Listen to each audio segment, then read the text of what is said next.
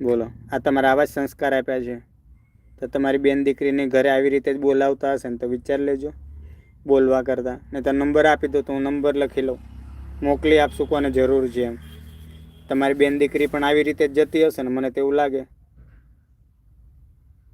બધા એક્સાઇટેડ જ હોય શિયાળાની અંદર, બરાબર. એટલે આવું થોડુંક માપમાં રહ્યો. તમે તમારા ઇમોશન તમને ઘરેથી આપ્યા હોય ને તો એ થોડાક લિમિટમાં રાખો.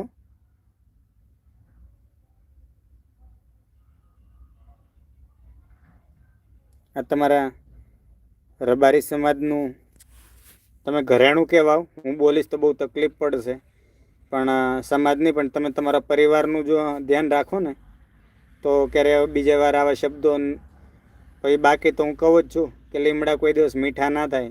આ તમારી જે વિચારધારા છે તમે આ રજૂ કરો છો તો માપમાં રહ્યો.